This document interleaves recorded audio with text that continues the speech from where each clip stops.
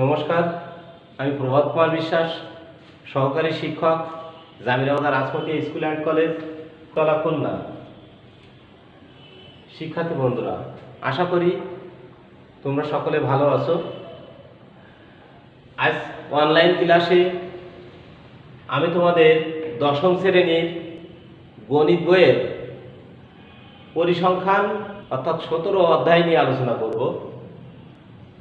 এই তোমরা নিশ্চয়ই জানো যে এই অধ্যায়টা অত্যন্ত গুরুত্বপূর্ণ, কারণ এখান থেকে প্রতিটা পরীক্ষায় 2 সেট প্রশ্ন আসে এবং আমাদের একটা সেটের উত্তর দিতে হয়। তা আজ আমি কিভাবে সারণী হতে গড়, মধ্যক এবং প্রচুরক নির্ণয় করা যায় সেটা তোমাদের শেখাবো। শিক্ষার্থী বন্ধুরা, তোমরা যারা এই মুহূর্তে অনলাইনে যুক্ত আছো তারা আমার সাথে আমার কাজগুলো একটু মনোযোগের সাথে দেখো, তাহলে বুঝতে পারবে যে পরিসংখ্যান অঙ্ক করা কত সহজ। তাহলে আমরা আজকে যে বিষয়গুলো নিয়ে আলোচনা করব সেটা নিয়ে লিখি একটু। সারণী হতে সংক্ষিপ্ত পদ্ধতিতে গড় নির্ণয়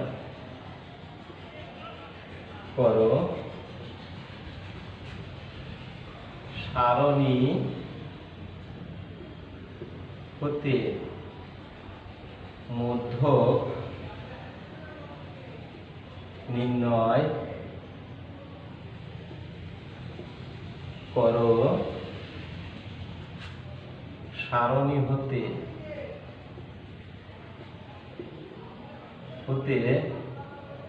প্রচুরক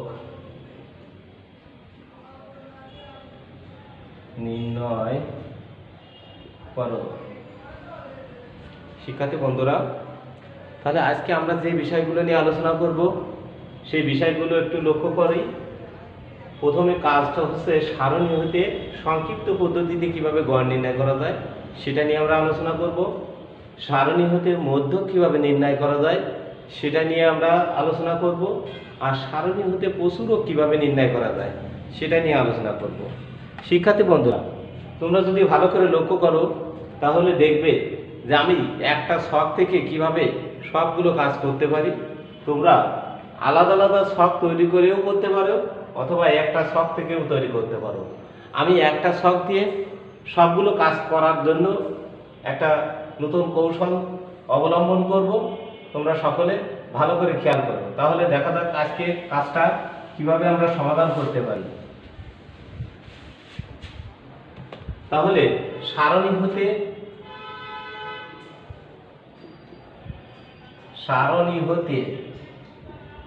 সংক্ষিপ্ত গড়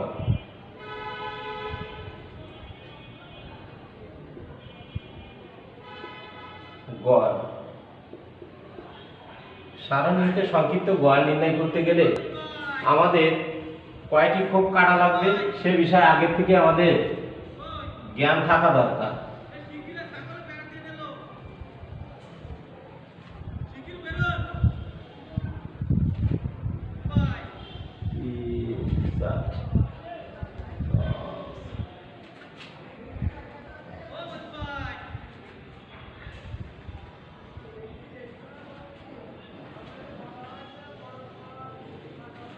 তাহলে 1 2 3 4 5 6 7 8। শিক্ষার্থী বন্ধুরা, তোমরা লক্ষ্য করো যে সারণী হতে সংক্ষিপ্ত গড় তৈরি করতে গেলে আমাদের 5টা খোপ নির্ণয় করতে বা খোপ বা ঘর নির্ণয় করতে হয়। তাহলে আমরা এই ছকটাকে 5টা ভাগে বিভক্ত করি। তাহলে শ্রেণী ব্যবধান, গণসংখ্যা, এফআই, মধ্যবিন্দু,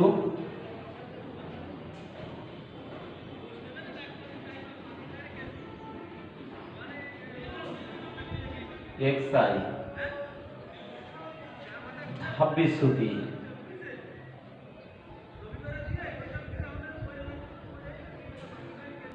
ধাপ বিচ্যুতি ইউ আই এফ আই গুণ ইউ আই। তাহলে আমি কি লিখলাম? শ্রেণী ব্যবধান সংখ্যা, মধ্যবিন্দু, ধাপ বিচ্যুতি, আর এটা হচ্ছে গণসংখ্যা গুণ ধাপ বিচ্যুতি, অর্থাৎ সংক্ষেপে আমি লিখছি এফ আই গুণ ইউ আই। এখন আমাদের কাজটার দিকে আসি। 45 মাইনাস 49, 45 থেকে 49, 54 থেকে 50 থেকে 54, 55 থেকে 59, 60 থেকে 64, 65 থেকে 69, 70 থেকে 74, গণসংখ্যা 5, 7, 10, 15, 9, 4। মধ্যবিন্দু। শিক্ষার্থী বন্ধুরা, মধ্যবিন্দু নির্ণয় সূত্র নিশ্চয়ই তোমাদের মনে আছে, তারপরও আমি আবারও স্মরণ করাই দিই। সেটা হচ্ছে এই দুটি সংখ্যা যোগ করে 2 দিয়ে ভাগ, এই দুটি সংখ্যা যোগ করে 2 দিয়ে ভাগ করলে আমরা পাবো 47, পরেরটা হবে 52, তারপরে 57, 62, 67 আর 72। শিক্ষার্থী বন্ধুরা, এর নিয়মটা হচ্ছে এই দুটি সংখ্যাকে যোগ করে 2 দিয়ে ভাগ করলে আমরা মধ্যবিন্দু পেয়ে যাই। এখন যেহেতু এখানে শ্রেণী ব্যবধান 5 করে আছে, তাই এই 47 এর সাথে 5 যোগ করলে 52 হয়, 52 এর সাথে 5 যোগ করলে 57 হয়, ইত্যাদি ইত্যাদি। এভাবে আমরা মধ্যবিন্দুটা নির্ণয় করে ফেলছি। এখন আমরা ধাপ বিচ্যুতি নির্ণয় করব। ধাপ বিচ্যুতি নির্ণয় করতে আমাদের এখান থেকে একটা মধ্যবিন্দুকে আমরা কাল্পনিক গড় এ ধরে নেব।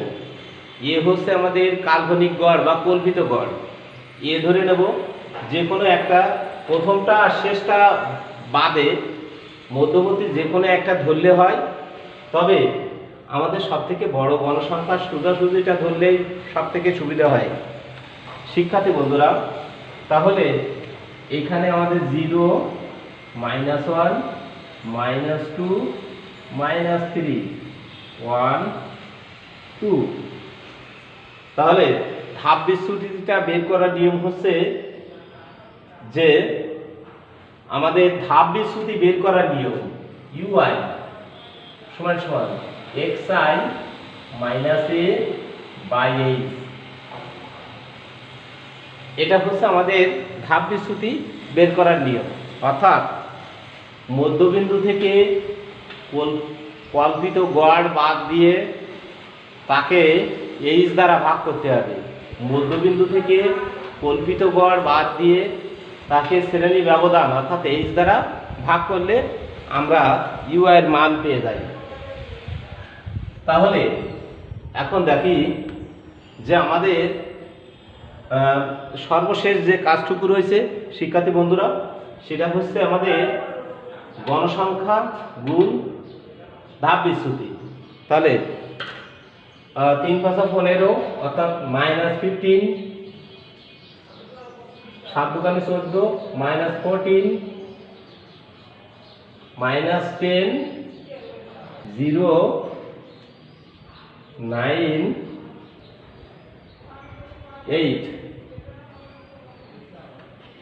সামেশন fi ui সমান সমান, আর এখানে n সমান সমান 50, n সমান সমান 50, সামেশন এফ আই ইউআই আমাদের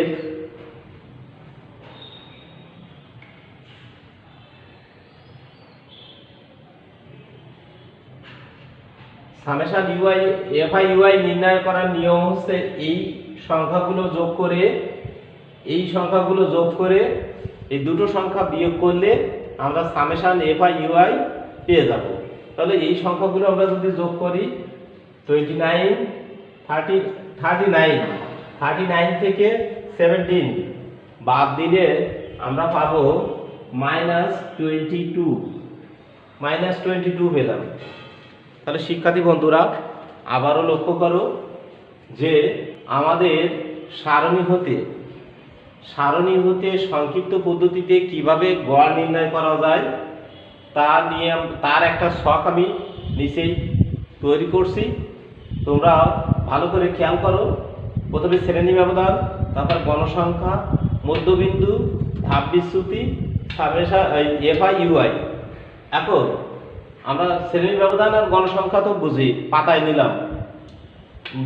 মধ্যবিন্দু নির্ণয়ও শিখাইছি, এই দুটি সংখ্যা যোগ করে 2 দিয়ে ভাগ করে। ধাপ বিচ্যুতিটা একটু আগে দেখাই দিলাম। আর এইখানে আছে এফ আই ইউআই, অর্থাৎ গণসংখ্যা গুণ ধাপ বিচ্যুতি করে যেটা হবে তাকে যোগ বিয়োগ করলে যেটা পাবো আমরা এখানে ক্যালকুলেশন করে আমরা পাইছি -22।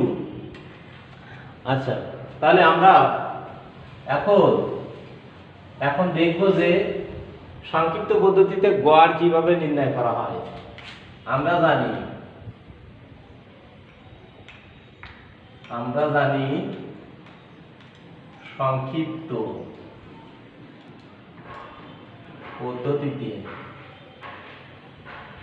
পদ্ধতিতে গড়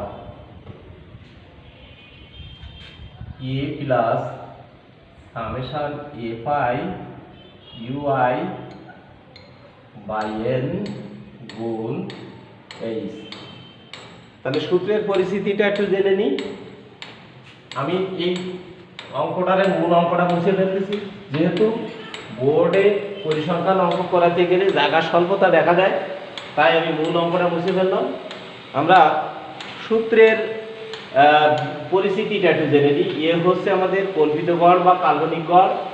সামেশন এফ আই ইউআই আমরা ছক থেকে যে পেয়েছি -22, এন হচ্ছে টোটাল গণসংখ্যা গুণ এইচ হচ্ছে শ্রেণী ব্যবধান।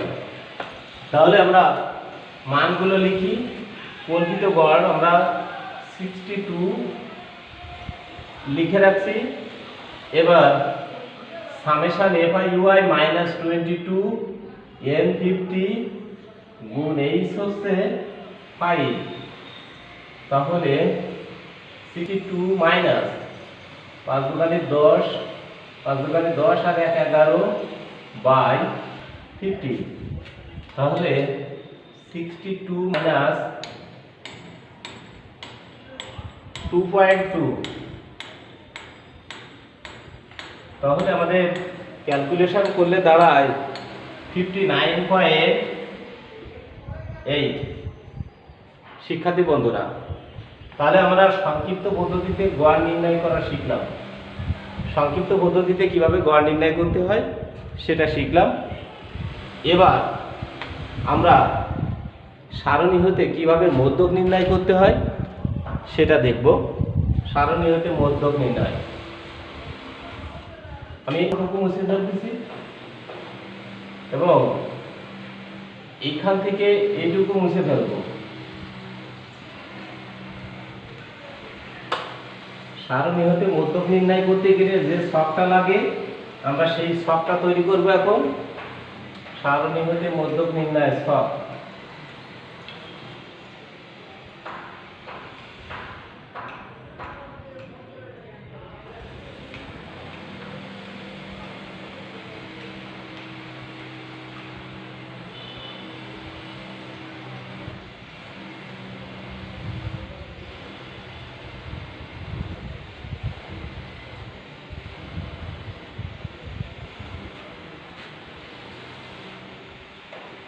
সারণী হতে মধ্যক নির্ণয়।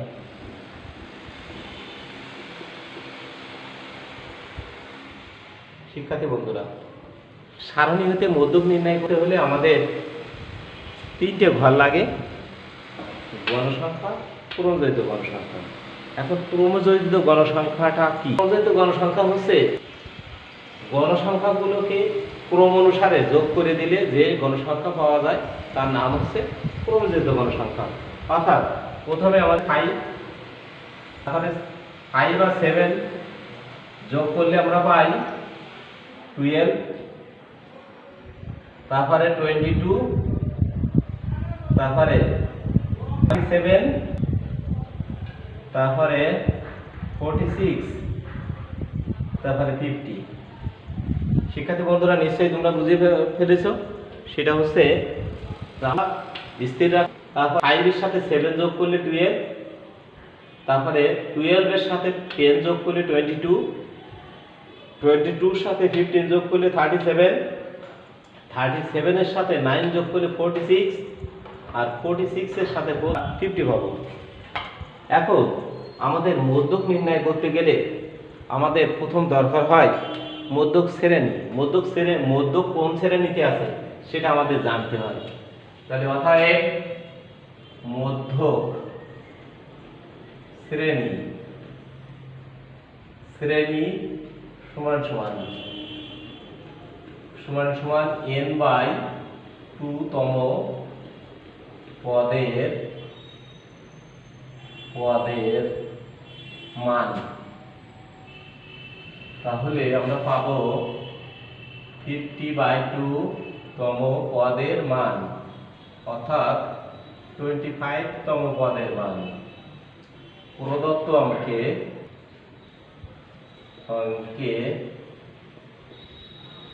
25 তম পদের মান ক্রমজড়িত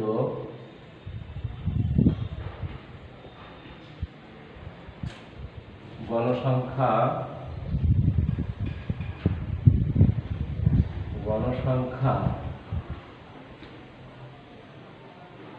37 এর মধ্যে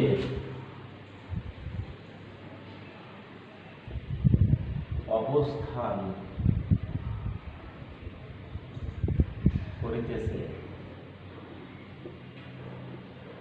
অতএব মধ্যক শ্রেণী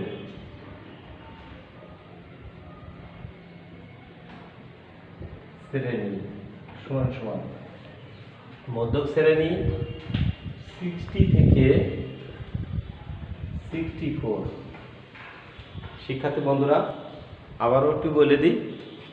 তাহলে আমাদের মধ্যক শ্রেণী নির্ণয়ের নিয়ম হচ্ছে n/2 তম পদের মান। আমরা দেখছি যে n হচ্ছে আমাদের 50, এই অঙ্কে আমাদের n 50, তাহলে 50/2 তম পদের মান, অর্থাৎ 25 তম পদের মান। 25 তম পদের মান ক্রমজড়িত গণসংখ্যা 27 এর মধ্যে অবস্থান করছে। অর্থাৎ 27, এই যে আমাদের 27 এর উপরের সংখ্যা হচ্ছে 22। যেহেতু আমাদের 25 পেলাম, ক্রমজড়িত গণসংখ্যাটা আমরা পাইছি 25, যে কারণে 22 এর ভিতরে অবস্থান করতে পারে না, তাই তার নিকটবর্তী সর্বাধিক গণসংখ্যা আছে 27। 27 এর ভিতরে আমাদের 25 অবস্থান করছে। এখন আমরা মধ্যক নির্ণয়ের সূত্র লিখব। তাহলে আমরা জানি মধ্যক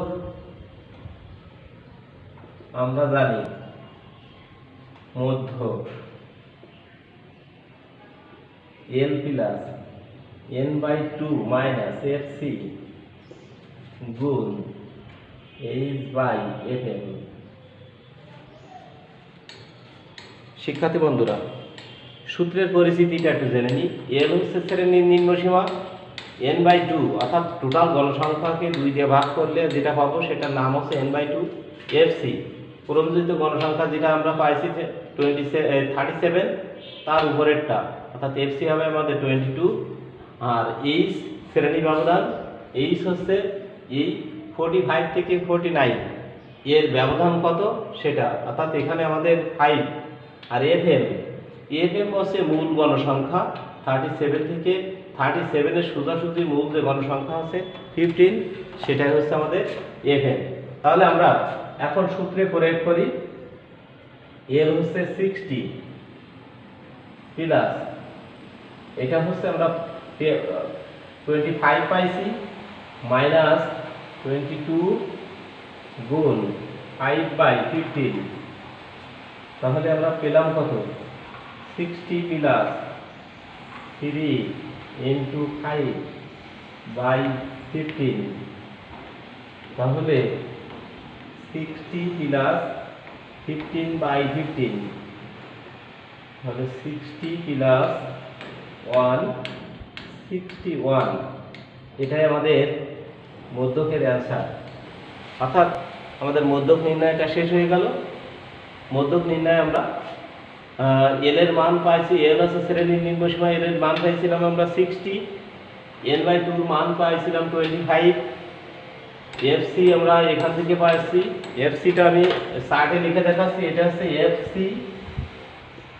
এফএম, এফএম হচ্ছে আমাদের এইটা। তাহলে আর এই শ্রেণী ব্যবধান আমরা টোটাল সংখ্যাগুলোকে সূত্র অনুযায়ী পাতায় ক্যালকুলেশন করে আমরা দেখলাম যে মধ্যক হচ্ছে 61।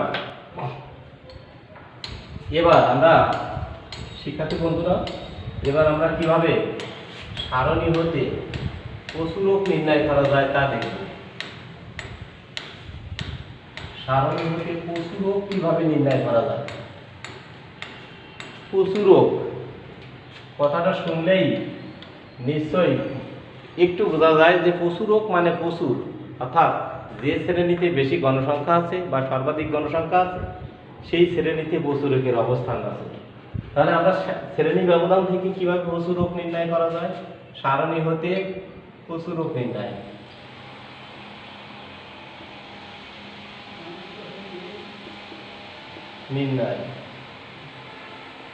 সারণী হতে কিভাবে প্রচুরক নির্ণয় করা যায় তা আমরা দেখব। সারণী থেকে প্রচুরক নির্ণয় করতে হলে আমাদের অনলি দুটো ঘর লাগে। সারণী থেকে প্রচুরক নির্ণয় করতে আমাদের অনলি দুটো ঘর লাগে, একটা হচ্ছে শ্রেণী ব্যবধান আর একটা হচ্ছে গণসংখ্যা। শ্রেণী ব্যবধান আর গণসংখ্যা এই দুটো ঘর হলে আমাদের সারণী থেকে প্রচুরক নির্ণয় করা যায়। তাহলে প্রথমে আমরা দেখে নেব যে প্রচুরক শ্রেণী কত আছে। তাহলে আমরা প্রচুরক শ্রেণী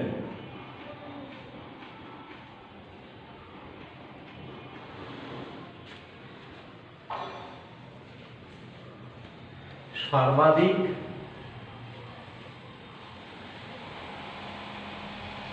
গণসংখ্যা বিশিষ্ট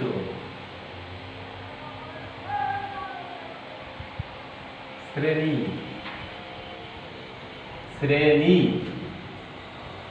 হবে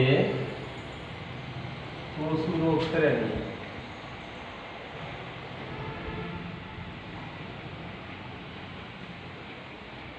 প্রদত্ত অঙ্কে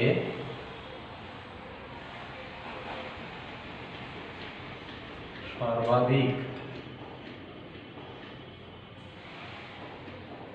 গণসংখ্যা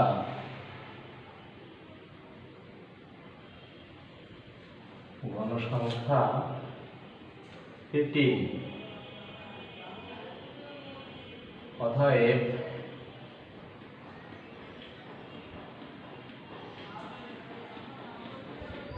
প্রচুরক শ্রেণী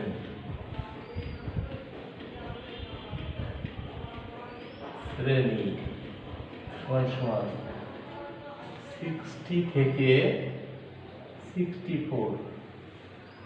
শিক্ষার্থী বন্ধুরা, তাহলে আমরা প্রচুরক শ্রেণী নির্ণয় শিখলাম। আবারও একটু লক্ষ্য করো বলি, সেটা হচ্ছে সর্বাধিক গণসংখ্যা বিশিষ্ট শ্রেণী হবে প্রচুরক শ্রেণী। তাহলে আমাদের এই অঙ্কের ভিতরে আমরা দেখব যে সব থেকে বড় গণসংখ্যা আছে, সব থেকে বড় গণসংখ্যা 15। এই 15 হচ্ছে আমাদের সব থেকে বড় গণসংখ্যা। তাহলে 15 এর সোজাসুজি যে শ্রেণীটা আছে সেটা হচ্ছে আমাদের প্রচুরক শ্রেণী। তাহলে আমাদের প্রচুরক শ্রেণী পেলাম। এবার প্রচুরক ছেলের সারণী হতে প্রচুরক নির্ণয় করার যে সূত্র আছে আমরা সেটা লিখব। আমরা জানি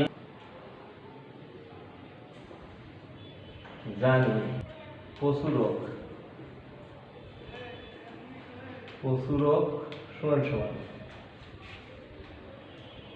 L plus F1 by F1 plus F2 গুণ H।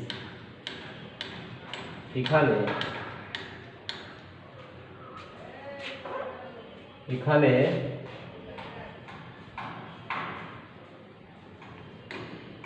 L সমান সমান 60, F1 সমান সমান 15 মাইনাস 10 সমান সমান 5, F2 সমান সমান 15 মাইনাস 9 6, H হলো 5। শিক্ষার্থী বন্ধুরা, আমাদের সূত্রের দিকে লক্ষ্য করি আবারও। প্রচুরক নির্ণয়ের যে সূত্র আছে সেটা হচ্ছে L plus F1 by F1 plus F2 গুণ H। L হচ্ছে আমরা এই অঙ্কে L এর মান পাইছি আমরা 60। F1 নির্ণয়ের নিয়ম হচ্ছে এই বড় গণসংখ্যা থেকে তার উপরের গণসংখ্যা বাদ দিলে আমরা F1 এর মান পেয়ে যাব, অর্থাৎ 15 থেকে 10 বাদ দিলে আমরা পাচ্ছি 5। ঠিক F2 15 থেকে 9 বাদ দিলে পেলাম হচ্ছে 6, আর H হচ্ছে আমাদের শ্রেণী ব্যবধান। তাহলে এখন আমরা মানগুলোকে সূত্রে অ্যাপ্লাই করি। তাহলে 60 প্লাস 5 বাই 5 প্লাস 6 গুণ 5, তাহলে 60 প্লাস 5 গুণ করলে হচ্ছে 25 বাই 5 আর 6 যোগ করলে আমরা পাই 11। তাহলে 60 প্লাস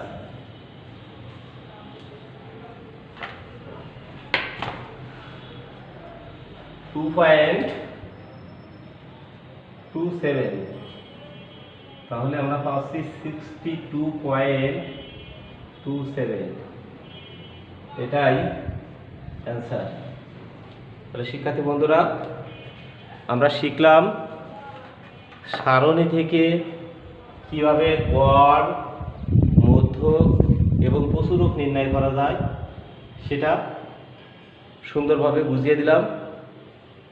এরপরে তোমরা বাড়িতে আরও ভালো করে কাজ করবে, দেখবে যে পরিসংখ্যান থেকে খুব সহজে এক সেট প্রশ্নের অ্যান্সার করতে পারছো।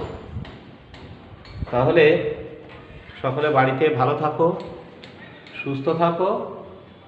ধন্যবাদ সবাইকে।